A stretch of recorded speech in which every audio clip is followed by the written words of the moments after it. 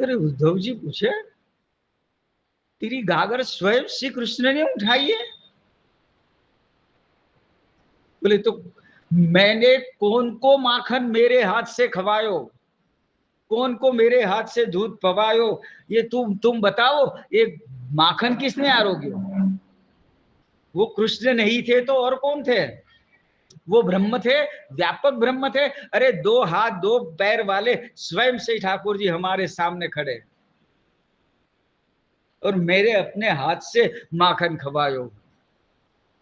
और उद्धव जी आगे सुननो है? उद्धव जी कहे, हाँ सुनाओ ना। ત્યારે કહ્યું કે जिन हाथ गिरिराज उठायो उनकी बाह मरोड़ो री। अरे खेल के दिन में यागी की हाथ मरोड़ के हमने सिखायो है कि माखन तो हमने खवायो, सो गिरिराज जी उठाए, आप में सो बल ही आयो कहां से? हमने जब माखन खवायो जब। धन्य છે આ ગોપીજનો, આપણા માર્ગના આચાર્ય છે। प्रत्यक्ष प्रभु ने माखण खवड़ायु छे। ए उद्धवजी के आ ब्रह्म छे ना, ये मानवा तैयार नहीं। उन हमने खुद अपने हाथ से माखन खवायो है। अरे इनकी बाह हम मरोड़ सकते हैं, हमने माखन खवायो। जिन हाथ गिरिराजो उठायो उनकी बाह मरोड़ो री। गोकुलनाथ जी नो आ एक रसियो छे, ए रसियोमां गोपीजनो एम कहे छे, गोपीजनो तो वीर छे। एक सखीजन बीजी सखीजन ने वीर कहीने बुलावे। अरे वीर, तू वीरांगना छे, केम वीरांगना छे? केम वीर कहे छे के ते सर्व समर्पण कर्યું છે અને સર્વ સમર્પણ તે અમને શીખાયું છે, તારાથી અમે શીખ્યા છે અને અમે વીર થયા છે। વીર એટલે આ સંસાર આસક્તિ છોડી અને હવે કેવલ પ્રભુને જ પ્રીત કરવું, આ શીખવાડવું એ પણ વીરજનોનું કામ છે। કે સંસાર આસક્તિ અને કામને છોડી અને કેવલ પ્રભુમાં સમર્પણ કરવું।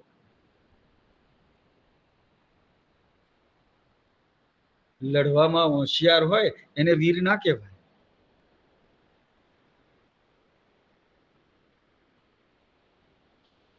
લક્ષ્મીજી બ્રજભક્તોને કહે છે, દાસાનું દાસ કહેશે બધા। શ્રી મહાપ્રભુજી આપણને એ જ આજ્ઞા કરી રહ્યા છે। ગદ્ય મંત્રનો સાચો અર્થ આ જ છે કે દાસાનું દાસ થવાનું છે, દાસ નહીં, દાસાનું દાસ, દાસના પણ દાસ। ખરેખર આપણા માર્ગનું મૂળ રહસ્ય આ જ છે કે જે પ્રગટ સ્વરૂપે બિરાજે છે એ સાક્ષાત વૈષ્ણવ છે। એને લેવડાયું તો ઠાકોરજીને લેવડાયા બરાબર છે। અને એની કઈ પણ રંચક સેવા ઝૂંટવીને લીધી આપતા નથી, અને કઈ રંચક સેવા ઝૂંટવીને લીધી તો ઠાકોરજીએ આપણી આ જ સેવા માન્ય રાખી છે। आज हमारे ठाकुर जी प्रसन्नता से विराजे, कल सुबह ऐसे दर्शन होंगे, ठाकुर जी हंसते मुस्कुराते बोलेंगे, अरे सखी तू बहुत देर से आई क्या? ठाकुर जी हम श्री मस्तक झुकावीने एम कहे, अरे सखी तू बहुत देर से आई है क्या? मैं तेरी कब की बाट देख रहे हो। तो આપણા ઠાકોરજીને પ્રસન્ન કરવાનું આપણી પાસે એક મોટામાં મોટું હથિયાર છે કે આપણે ઠાકોરજીને પ્રસન્ન કરવા હોય તો કોક વૈષ્ણવની સેવા મળી જાય તો ઠાકોરજી પ્રસન્ન છે। અને એનાથી વિશેષ જો કોઈ વૈષ્ણવની સેવા તો થઈ પણ એમાં દીનતા આવી, અને એ દીનતામાં જો એમાં ઠાકોરજીના આપણા સેવ્યના પ્રત્યક્ષ દર્શન થયા તો ભવપાર થવામાં વાર નહીં લાગે।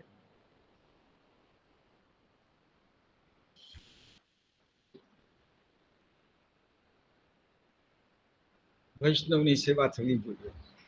હું વારંવાર એટલા માટે કહું છું કે ક્યારેક તમને પણ સત્સંગમાંથી જેટલું યાદ રહે કોક વૈષ્ણવ નથી આવતા એવાને સત્સંગ કરાવતા રહેજો।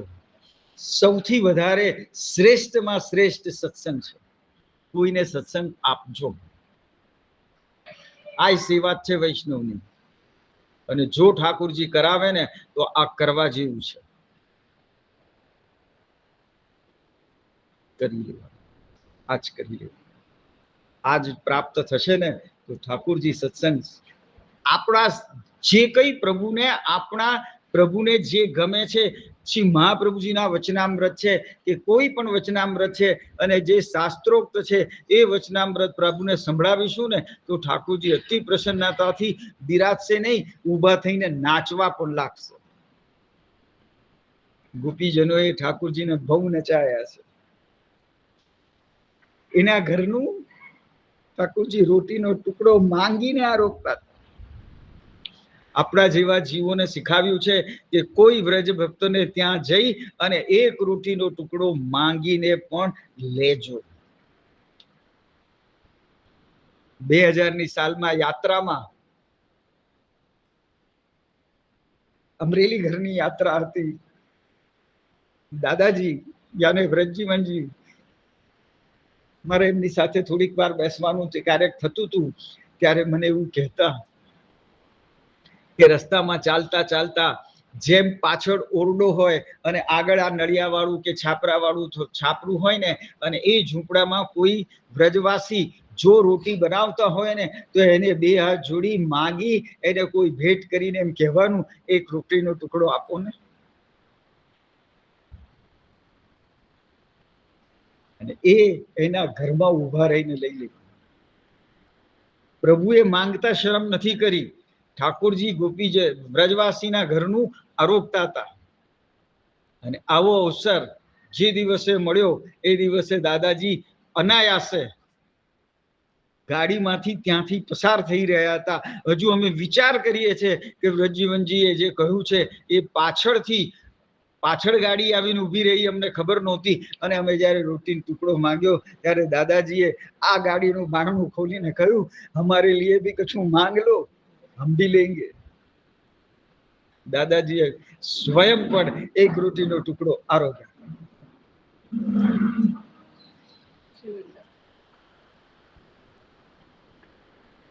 ઠાકુરજીને માંગતા શરમ નહોતી આવી. આપણને શાની શરમ આવે છે? આપણો અહમ નડતો હશે તો શરમ આવશે.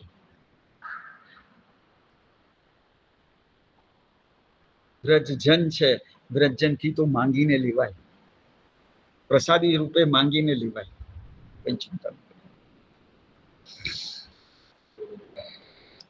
पद्मिनी ब्रज भक्तों के साथ शामिल हुए और अवर्णनीय सुख भाग लेने वाले भाग्यशाली बने. भाग्यशाली क्यारे बने कि જ્યારે આપણને કોક વૈષ્ણવની સેવા મળે. इसलिए अधिक की सुद एकादशी कमला अथवा पद्मिनी एकादशी कही जाती है. એટલે અધિકની પહેલી 11 એ પદ્મિની એકાદશી અથવા કમલા એકાદશી કહેવાય છે. આ પદ્મિની એકાદશી માં લક્ષ્મીજીએ પણ આપણને શીખવ્યું છે કે દાસના દાસ થજો. એમણે જે વ્રજભક્તો ચરણારવિંદમાં રહે છે એમને જ ઠાકોરજીના શ્રીઅંગનો રસ પાયો છે.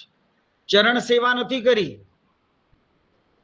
ચરણમાંથી રસ દબાવી અને ચેક પગના તળિયા સુધી લાવી અને વ્રજ ભક્તોને રસ પાઈ દીધો.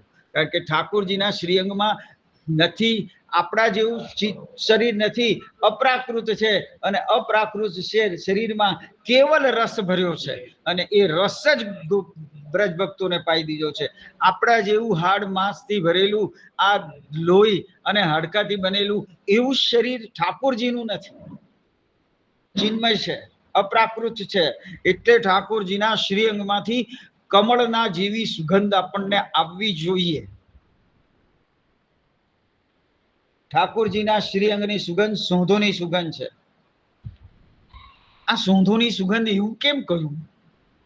ગુસાઈજી પ્રભુ ચરણને આજ્ઞા કરી કે ઠાકોરજીના શ્રીઅંગની સુગંધ એ સોંધોની સુગંધ છે. તો સોંધોની સુગંધ કેમ કહ્યું છે? જે બધા જ જે સુગંધી છે એને મેળવી દો એટલે સોંધોની સુગંધ થઈ જાય. આવું કેમ કહ્યું? આને સોંધો કેમ કહ્યું? એટલા માટે કહ્યું દરેક વ્રજ ભક્તો એ પોતાના અને દરેક સ્વામીજીઓની પોતાની અલગ અલગ સુગંધ છે અને એ બધી સુગંધને પોતાના શ્રીઅંગમાં સમાવી છે, એટલે શ્રીઅંગમાંથી સોંધોની સુગંધ આવે છે. ચારે સ્વામીજીઓના શ્રીઅંગની જે સુગંધ છે એ જ સોંધોની સુગંધ બને. ચારે સ્વામીજીઓ ક્યાં બિરાજે છે? ઠાકોરજીના શ્રીઅંગમાં, આ જ રસાત્મક સ્વરૂપે. અરે શ્રીઅંગ ચાર સ્વામીજી નહીં, સમસ્ત ગોપીજન મંડળ, આ વ્રજમાં જેટલા ગોપીજનો છે એમની અલગ અલગ જે સુગંધ છે એ ઠાકોરજીના શ્રીઅંગમાં જ બિરાજે છે, શ્રીઅંગમાં બિરાજે. આપણને સોંધોની સુગંધ, આપણે ઠાકોરજીને વસ્ત્ર ઉપર સોંધો કરવો પડે. આ વ્રજ ભક્તોને તો સ્વયંની સ્વામીજીઓની સુગંધથી ઠાકોરજી કેવા મહેકે છે એવું દર્શન સ્વામીજીઓ કરાવે. કેવલ સુગંધીથી મતલબ નથી. ભાગવતજીમાં એવું લખ્યું છે કે ઠાકોરજીના શ્રીઅંગની સુગંધ એમાંથી કમળની જેવી સુગંધ આવે છે. કેવી રીતે? 32 × 64 32 કમળ ઠાકોરજીના શ્રીઅંગના અને 32 કમળ સ્વામીજીના શ્રીઅંગના, અને આ 32 × 64 કમળ એક સાથે ખીલે અને એની જે સુગંધ પ્રસરે ને એ ભાગવતજીના મત મુજબ ઠાકોરજીના શ્રીઅંગની સુગંધ એ કમળ જેવી છે. કમળના વાસ આવે છે? કમળમાં કોઈ સુગંધ છે? નથી, બધા ના પાડે છે. પણ કમળ જેવી સુગંધ યાને સ્વામીજી સ્વરૂપો એ શ્રીઅંગમાં બિરાજે છે. અને ઠાકોરજીના દરેક શ્રીઅંગની ઉપમા કમળ સાથે એટલા માટે કરવામાં આવી છે કારણ કે સ્વામીજી સ્વરૂપો જ આ ઠાકોરજી બન્યા છે અને એ જ શ્રીઅંગની સુગંધ એટલા માટે કમળમાંથી જેવી ચાર શ્રીઅંગની સ્વામીજીઓના શ્રીઅંગની સુગંધ છે એવી સુગંધ આવે છે, એટલે કમળની સુગંધ કહી.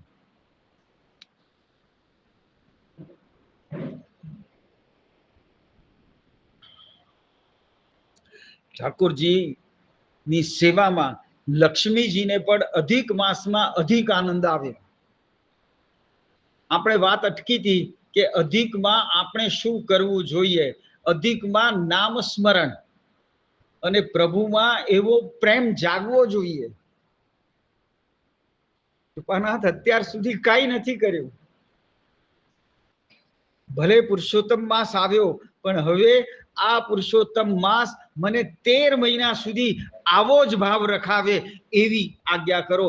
યાને 1 મહિનામાં જે લોકો, મેં ગયા વખત વાત કરી હતી કે એક વૈષ્ણવને સખડી ધરવાનું મન થયું અને એની સાથે એણે નક્કી કર્યું કે અધિકમાં તો સખડીની શરૂઆત કરીશ પણ હવે કાયમ માટે પણ મારે સખડી ધરીને જ લેવી છે.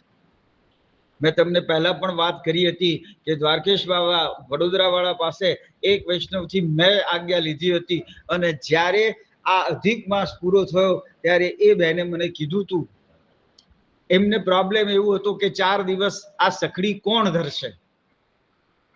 હવે સખડી ભોગમાં ઠાકોરજી હું પધરાવું તો 4 દિવસ સખડી કોણ ધરશે અટકાવમાં. ત્યારે એમના અનાયાસે આ અધિક માસમાં એમનો ઘરવાળા બહુ નાની ઉંમરના, બંને બહુ નાની ઉંમરના, એટલે એમના મિસ્ટર એવું કહ્યું એ સત્સંગમાં એ છોકરો બહુ દૂર રહે છે અને એ સત્સંગમાં આવતો થયો અને ત્યાર પછી એણે નક્કી કર્યું 4 દિવસ હું સખડી કરીને ધરીશ. પછી મેં એને પૂછ્યું તું કે તું શું કરીશ? તો કે દૂધ પૌવા તો આવડે છે ને કરતા, ભેરી કરતા મને શીખવાડી દો. મેં એને ભેરી કરતા શીખવાડી દીધું, મસાલા વાળો ભાત કરતા શીખવાડી દીધું અને ક્યારેક એને જેવી ભાખરી વણી, લાંબી ટૂંકી, એમાં નાક કાન જે નીકળ્યા પણ એવી ભાખરી કરી અને એને પહેલા દિવસે ધરીને ત્યારે બહુ રાજી થઈને નાચવા લાગ્યો તો આજ મારા હાથથી ઠાકોરજી સખડી આરો. એ તો શું કહી ગયો હતો મને ખબર છે, આ અટકાવમાં બેસે એટલે 4 દિવસ નહીં, હવે તો કાયમ જ હું સખડી કરીને ધરું, એને બહાર રાખું. 4 દિવસ સખડી ધર્યાનો જે આનંદ, અને એ આનંદમાં રોજ જ એ કંઈક ને કંઈક સખડીમાં મદદ કરે અને એક સામગ્રી તો હું જ કરીશ એટલો આનંદ એને આવ્યો કે હવે તો ઠાકોરજીને સખડી મારે જ ધરવી છે. 5મે દાડે 6ઠે દિવસે એની વહુને કહ્યું, તું બહાર બેસ, હું કરીશ. ધન્ય છે પૂર્વજન્મના એવા સંસ્કાર એ જાગી ઉઠ્યા કે મારા હાથથી પ્રભુને આ મારા હૃદયનો શુદ્ધ સ્નેહ કેવી રીતે આરોગાવું. સખડીના સ્વરૂપને સમજી ગયો અને એ સમજ્યા પછી એને નિશ્ચિત કર્યું કે હવે કાયમ એક સામગ્રી તો હું કરીશ. પછી મેં એને કીધું કે તારે બહુ ઉતાવળ હોય ઓફિસ જવાની અને ક્યારેક કઈ ટાઈમ ન મળે તો શું કરીશ? તો કે હું કઈ નહીં, એક કાકડીનું કચુંબર કરીને પણ ધરી દઈશ. ખરેખર આવા વૈષ્ણવો નાની ઉંમરના જે હોય અને એ આપણા માટે એક માર્ગની કીડી બનાવીને જ ચાલે કે હવે આ રસ્તે ચાલશો. ધન્ય છે. આ સુદ એકાદશી, પદ્મિની એકાદશી અને અધિક વદ પરમા એકાદશી. પરમા એકાદશી જે વદમાં આવે, અધિકમાં વદમાં એકાદશી આવે, એનું આપણે વર્ણન બાકી હતું એટલે એ વર્ણન કરવા માટે પુષ્ટિ મેં ફલ કી અપેક્ષા નહીં હૈ. પુષ્ટિમાં ફળની કોઈ અપેક્ષા નથી. ફલ શું છે? અરે સાધન પણ ઠાકોરજી અને ફલ પણ ઠાકોરજી. આ આપણે જાણીએ છીએ પણ અમલમાં નથી મૂક્યું. અમલમાં એટલા માટે કે આપણે ફલ સાધન ઠાકોરજીને માનીએ છીએ, સાધન કરીએ છીએ, પણ આ જ ફલ છે, આ જ ઠાકોરજી ગોલોકધામ આંગળી પકડીને લઈ જવાના છે એવું આપણું હૃદય કબૂલ નથી કરતું. ક્યાં તો બોલતાય નથી, ચાલતાય નથી, આમને જે કરીએ ચાલશે. આ ચાલશે. જ્યાં ચાલશે આવે ને ત્યાં પ્રત્યક્ષ સ્વરૂપના ભાવમાંથી આપણે 50% લેસ થઈ ગયું, બહાર નીકળી જઈએ. આ ન બને. પ્રત્યક્ષ સ્વરૂપ બિરાજે છે. મહાપ્રભુજીએ પધરાવી આપેલા ઠાકોરજી છે અને એ ઠાકોરજીને મારા માથે કોઈ મારું કોઈ પુણ્ય કર્મ નથી, કોઈ એવા સત્કર્મ નથી. કેવલ શ્રી વલ્લભે એક દ્રષ્ટિ કરી અને આ કૃપાની દ્રષ્ટિએ મારા માથે અખંડ 14 લોક ભુવનનો નાથ મારા માથે પધરાવી દીધો છે. એ સિવાય મારી કોઈ લાયકાત નથી. આપણી એવી કોઈ લાયકાત નથી કે આપણા માથે ઠાકોરજી બિરાજ. ભાગવતજીમાં સ્પષ્ટ આજ્ઞા કરી છે કે પાંડવોને મદદ કરી ઠાકોરજી 14 વર્ષ સાથે રહ્યા. ત્યારે પણ આજ્ઞા કરી છે કે પાંડવોમાં એવું કોઈ સત્કર્મ કર્યું નથી, આગલા જન્મના કોઈ પુણ્ય કર્મ નથી, કેવલ એક ભગવતી એમની સાથે હતા, માં કુંતી સાથે હતા અને કુંતી માના લીધે ઠાકોરજી 14 વર્ષ એમની સાથે. જ્યારે યુધિષ્ઠિરને રાજ્ય પાઠ મળી ગયા અને ભગવાન દ્વારિકા પધારતા હતા ત્યારે કુંતી માએ માંગ્યું છે, પ્રભુ દુઃખના સમયે સાથે રહ્યા હતા, હવે સુખ આવ્યું એટલે આપ દ્વારિકા પધારી જાઓ છો, પ્રભુ મને કાયમ દુઃખ આપો જેથી આપ મારી સાથે રહો. ભગવાન દ્વારિકા પધારી ગયા. એક લીલામાં અનેક લીલા કરી અને જ્યારે અર્જુને આવીને એમ કહ્યું, પ્રભુ સ્વધામ પધારી ગયા છે, એક ક્ષણે કુંતી માનો દેહ છૂટી ગયો. કુંતી માએ શ્વાસ મૂકી દીધા. ભગવાન સ્વધામ પધારી ગયા. આ દેહના ધણી કયા આવે? આ દેહનો આધાર જે પ્રાણ છે એ છૂટી ગયા. હવે આ પ્રાણ કેવી રીતે આમાં ટકી શકે? હા કૃષ્ણ કહી અને સ્વધામ. દેવકી અરે કુંતી માં પણ પધારી ગઈ. કેવી અનન્ય ભક્તિ!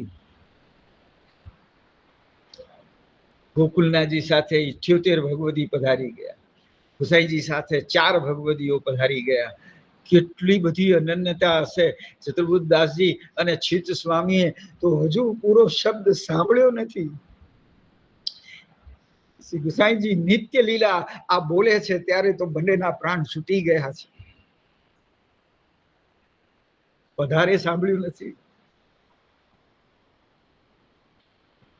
કેવી સ્વરૂપમાં નિષ્ઠા હશે કે જેને એક વખત જેમાં સાક્ષાત સ્વરૂપના દર્શન કર્યા એ હવે કદાચ દર્શન નહીં થાય અને લીલા પધારી જાય. આ હૃદય શું કહેતું હશે એમનું? એક ક્ષણની વાર કર્યા વગર એ હૃદય પ્રભુ માટે થઈ અને કેવલ સમર્પણ, સાચું સમર્પણ થઈ ગયું.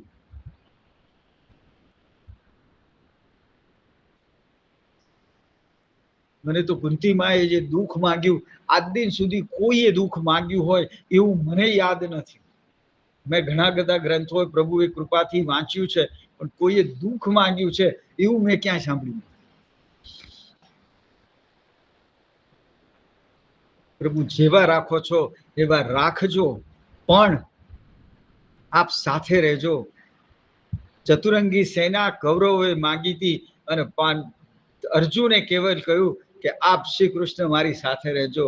શ્રી કૃષ્ણ સાથે છે એ બધું જગત જીતી ગયા છે. આ કૌરવો શું હરાવી શકવાના હતા? ભલે 100 છે, અમે 5 છીએ, પણ કૃષ્ણ અમારી સાથે છે. એક પિક્ચરનો ડાયલોગ મને યાદ છે કે એક ધનવાન ભાઈ હતો અને એક ગરીબ માણસ હતો, અને એ બે ભાઈઓમાં જે ગરીબ હતો એને ધનવાને એમ કહ્યું મારી પાસે આ છે, બંગલો છે, કાર છે, બધું છે. અને ગરીબ જે હતો એ ભાઈએ કહ્યું મારી પાસે માં છે. તેરે પાસ ये કરોડો રૂપિયા છે અને મારી પાસે માં છે. સાક્ષાત જે ભૂતલ ઉપર જેણે જન્મ આપ્યો એ માં મારી પાસે છે. મારે પૈસાની જરૂર નથી, માની જરૂર છે. ભગવાને માં કેમ બનાવી છે? ભગવાન બધાના ઘરમાં પહોંચી ના શક્યા, ઘર ઘર ઠાકોરજી પહોંચી ના શક્યા ને, એટલે માં બનાવીને કહ્યું કે આ તારા ઘરમાં જે અલૌકિક સુખ આપશે, જે એમ કહેશે કે મને દીકરો જ્યારે છેલ્લી રોટલી માંગે ત્યારે માં બહાર આવીને કેમ કે હવે મને ભૂખ જ નથી, આનું નામ ભગવાન કહેવાય. આ જ માં છે. અને માં એટલા માટે કે જે બ્રહ્મ સર્જન કરે છે, બ્રહ્મ જે સર્જન કરે છે, આ સૃષ્ટિ સર્જન કરે છે, એમ એક સૃષ્ટિને આ એક સૃષ્ટિમાં નવા જીવને માં લાવી શકે છે. આ બ્રહ્મનું કામ છે. કોઈ નથી કરી શકતું, એ કામ માં કરી શકે છે. અને એટલે એવું કહેવાય કે એક માં છે, એક માં એ જે અલૌકિક કામ કરે, એને સંસ્કાર બાળકના માના ઉપર આધારિત હોય. એટલે જ શ્રી મહાપ્રભુજીએ હિલમા ગારુજીને બ્રહ્મ સંબંધ નહોતું કરાવ્યું, કારણ કે આ પ્રથમ ગુરુ માં છો. અને એક વખત શ્રી મહાપ્રભુજીને નવનીત પ્રિયાજીને શ્રી હિલમા ગારુજીને બ્રહ્મ સંબંધ કરાવવું હતું ને, એટલા માટે શ્રી મહાપ્રભુજીને કથામાં અવેર કરાવી. અને ત્યારે નવનીત પ્રિયાજીએ કહ્યું અમને ઉત્થાપન ભોગ ધરો. અને તે વખતે કહ્યું કે મને બ્રહ્મ સંબંધ નથી, શ્રી વલ્લભ આવશે અને પધારશે તો ખીજશે. ત્યારે નવનીત પ્રિયાજીએ કહ્યું જાઓ સ્નાન કરી આવો, તુલસીજી લઈ આવો, હું બ્રહ્મ સંબંધ કરીશ. સાક્ષાત શ્રી કૃષ્ણ શ્રી વલ્લભ છે, એની માં કોણ થઈ શકે? બરાબર છે. એને બ્રહ્મ સંબંધ કોણ કરાવી શકે? સ્વયં ઠાકોરજી શ્રી કૃષ્ણ સ્વરૂપે જ કરાવ્યું. અહીંયા આચાર્ય સ્વરૂપે જો ભૂતલ ઉપર પધાર્યા છે, તો એ જ શ્રી કૃષ્ણ થઈ અને બ્રહ્મ સંબંધ ન કરાવે. અને એ સાક્ષાત શ્રી કૃષ્ણ જે એમના ઘરમાં સેવ્ય બિરાજે છે, એમણે જ બ્રહ્મ સંબંધ કરાવે. લીલા ભેદે સ્વરૂપ ભેદ છે. એક આચાર્ય છે અને એક નવનીત પ્રિયાજી ઠાકોરજી છે. લીલા ભેદે સ્વરૂપ ભેદથી પણ બ્રહ્મ સંબંધ નવનીત પ્રિયાજીએ કર્યો. અને નવનીત પ્રિયાજી કેવા બન્યા? ગુરુ બન્યા. પણ એ નવનીત પ્રિયાજી સાક્ષાત ઠાકોરજી હોવા છતાં આ તુલસીજી જે હિલમા ગારુજીમાં હતા, હાથમાં હતા, એ બીજા સ્વરૂપના ચરણારવિંદમાં ધર્યા, પોતાના ચરણારવિંદમાં નથી ધર્યા. એમણે તો શ્રી વલ્લભનું કામ કર્યું છે. બહુ સમજવા જેવી વાત છે કે કયા ચરણારવિંદમાં તુલસીજી ધર્યા? બીજા સ્વરૂપના ચરણારવિંદ. નવનીત પ્રિયાજી પોતાના એ જ સાક્ષાત શ્રી કૃષ્ણ છે, ન ધર્યા. ગુરુ કોણ બન્યા? નવનીત પ્રિયાજી. ગુરુના ચરણારવિંદમાં તુલસીજી ન જાય એટલે અન્ય સ્વરૂપના ચરણારવિંદમાં તુલસીજી.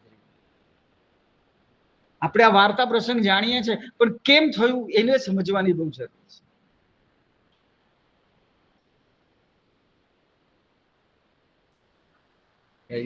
એક 2:11 સારું તો આપણે ઘણું બધું ચાલી ગયા આગળ.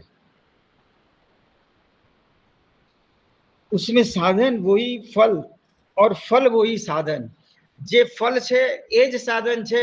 સાધન કરીએ છીએ પણ આ સાધનને ફલ માનીએ ત્યારે આપણી સેવા સાધન અને ફલ એક બને. બધા જ જાણે છે કે જે સેવા છે એ સાધન પણ છે અને એ ફલ પણ છે. આપણે બહુ નાનપણમાં શીખી ગયા હતા. પણ આ સ્વરૂપમાં જે આનંદ પ્રાપ્ત કરવાનો છે કે હવે આ જ ફલ છે. ફલ પ્રાપ્ત થઈ ગયા પછી સાધન કોનું કરવાનું? અરે બાવરા ન થઈ જઈએ તો આપણે આ સ્વરૂપને શું સમજ્યા? સ્વને ના ભૂલી જઈએ ત્યાં સુધી આ સ્વરૂપને આપણે શું સમજીએ?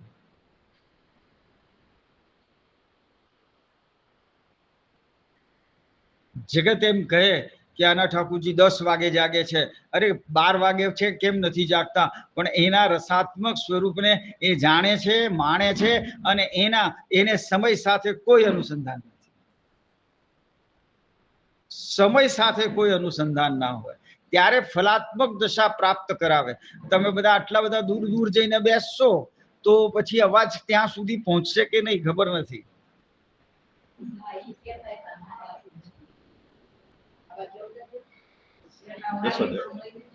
હવે બેસી ગયા છે તો બેસવા દો, પણ આટલે બધે દૂર સુધી અવાજ આવે છે? આવે છે તો સારું. મારા ઘરવાળા એવું કહેતા હતા કે ભાઈ માઇક ગળી ગયા છે. કોક અવાજ આમ જરાક મોટેથી પૂછ્યું શું લાવવું છે એટલે તરત પૂછે આ ભાઈ માઇક ગળી ગયા છે.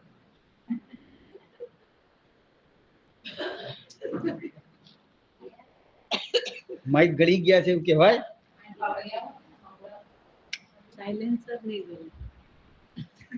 યા તો ઊંધું બોલે. સાયલેન્સર નહીં લગાયા એટલે. પણ હું એમ કહું કે ભલે માઇક ગળી ગયા છે પણ વૈષ્ણવની સેવા તો થાય છે. હું તો એવું જ માનું છું બેન, બહુ બધાને વૈષ્ણવને 2 હાથ જોડીને હું તો કહું છું કે પ્રભુએ જે અવસર આપ્યો છે ને આ સેવાનો એક મોકો આપ્યો છે, બીજી તો કોઈ સેવા થતી નથી. જે વૈષ્ણવને કાલે સવારે સેવામાં આનંદ આવશે એ ઠાકુરજી મન હસી અને આશીર્વાદ તો આપશે, ચોક્કસ આપશે.